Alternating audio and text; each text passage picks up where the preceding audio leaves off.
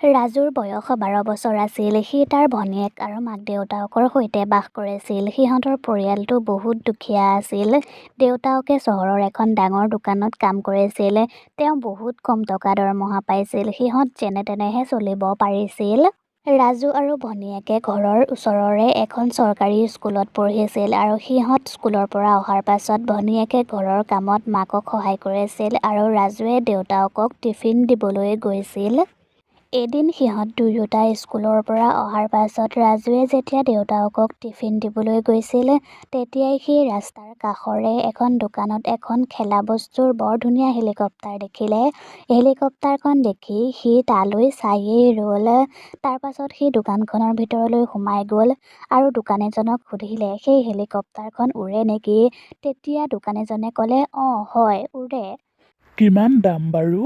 দোকানীজনে মূৰ উঠাই ৰাজুলৈ চালে আৰু তাৰ অৱস্থাটো দেখি দোকানীজনে গম পালে সি হেলিকপ্টাৰখন কিনিব নোৱাৰে, সি এনেই টাইম পাছ কৰিবলৈ আহিছে। তেতিয়াই দোকানীজনে খঙত ক'লে, তই জানি কি কৰিবি? তই এনেও ল'ব নোৱাৰ, তোৰ অকাদৰ বাহিৰত। খুৰা, এবাৰ কওক না। দোকানীজনে এনেই কৈ দিলে, ১,০০০ টকা, তই ল'ব পাৰিবি নেকি? দাম শুনিয়েই ৰাজু উদাস মনেৰে গুচি আহিলে। তাৰ ওচৰত ১,০০০ টকা কি, তাৰ ওচৰত ১০ টকা এটাও নাই। সি দোকান পালেহি। তাৰ উদাস মনটো দেখি দেউতাকে তাক সুধিলে, কি হ'ল ৰাজু, তোৰ গাটো ভাল নহয় নেকি? নহয় দেউতা, মোৰ গা ভালেই আছে। ৰাজুৱে দোকানখনত দেখি অহা হেলিকপ্টাৰখনৰ কথা দেউতাকক ক'লে। মোক সেই হেলিকপ্টাৰখন লাগে দেউতা। দেউতাকে হেলিকপ্টাৰখনৰ দাম কিমান সুধিলে। ৰাজুৱে ক'লে ১,০০০ টকা। ১,০০০ টকাৰ নাম শুনি দেউতাকে ভয় খাই গ'ল আৰু তেতিয়াই তেওঁ ৰাজুক বুজাই ক'লে, ৰাজু, তুমিতো ঘৰৰ অৱস্থা জানাই, মইনো এতিয়া পতককে ১,০০০ টকা এটা ক'ৰ পৰা গোটাওঁ বাৰু? সিহঁত বাপেক পিতেকৰ কথাবোৰ দোকানীজনে শুনি আছিল। তেতিয়াই তেওঁ ক'লে, ৰাজু, তোক হ'বলা হেলিকপ্টাৰ লাগে। ৰাজুৱেও ক'লে, অঁ, মোক এখন হেলিকপ্টাৰ লাগে। ৰাজু, তই কালিলৈৰ পৰা সদায় ৰাতিপুৱা মোৰ দোকানলৈ আহিবি। মই তোক গাখীৰ দিম আৰু তই ঘৰে ঘৰে গৈ দি থৈ আহিবিগৈ। এঘণ্টামানৰ কাম হ'ব আৰু মই তোক সদায় ৩০ টকাকৈ দিম। তই সদায় গোটাই যাবি আৰু তেতিয়া তই সোনকালেই হেলিকপ্টাৰখন ল'ব পাৰিবি। দোকানীজনৰ কথা শুনি বাপেক পিতেকে বহুত ভাল পালে আৰু ৰাজুৱেও ক'লে, মই কাইলৈৰ পৰা আহিম। তাৰ পাছত সি ফূৰ্তি মনেৰে ঘৰলৈ গুচি গ'ল। ঘৰলৈ গৈ সি মাক আৰু ভনীয়েকক কথাবোৰ ক'লে। দাদা, মোকো দিবা দেই তোমাৰ হেলিকপ্টাৰখন খেলিবলৈ।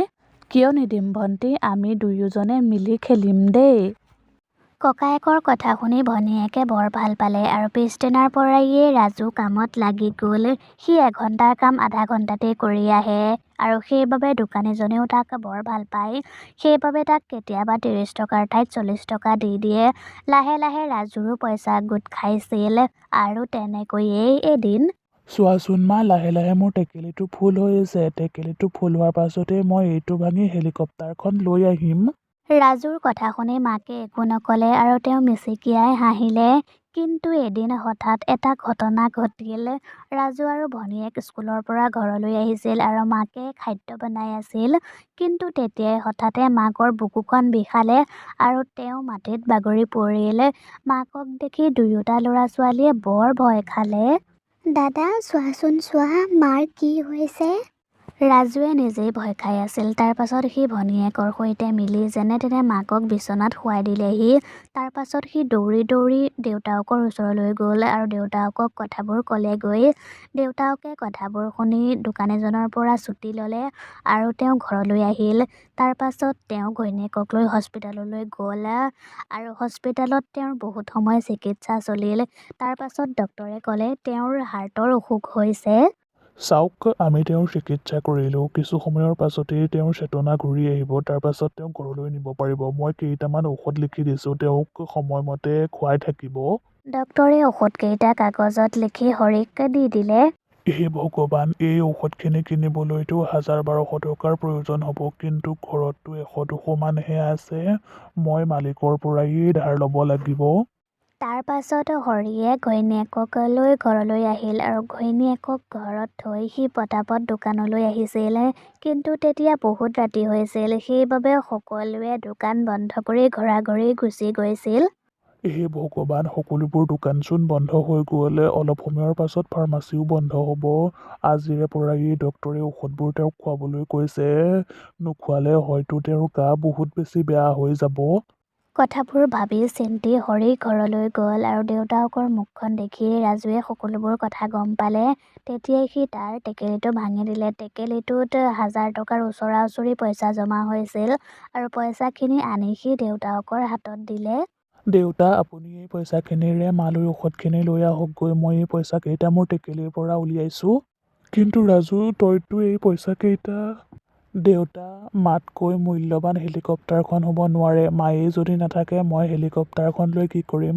আপুনি এতিয়া সোনকালে গৈ ঔষধকেইটা লৈ আহকগৈ, নহ'লে ফাৰ্মাচী বন্ধ কৰি দিব। ৰাজুৰ কথা শুনি দেউতাকে কান্দিলে। তাৰ পাছত তেওঁ ঔষধখিনি আনিলেগৈ আৰু তেওঁৰ পত্নীক খোৱালে। তাৰ পাছতেই তেওঁ সাৰ পালে আৰু তেওঁ সুধিলে, মোৰ বাবে বহুত খৰচ হ'ল ন? তেনেকৈ কিয় কৈছা তুমি?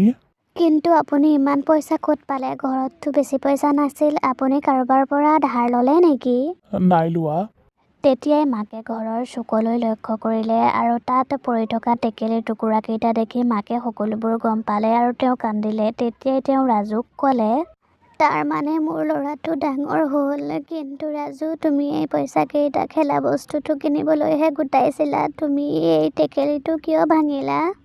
তেনেকুৱা খেলা বস্তু বহুত পাম মই, কিন্তু তুমি যদি নাইকিয়া হৈ যোৱা তেতিয়াহ'লে সেই খেলা বস্তুটো লৈ মই কি কৰিম? ৰাজুৰ কথা শুনি মাক দেউতাকে কান্দিলে আৰু দেউতাকে তাক সাবটি ধৰিলে।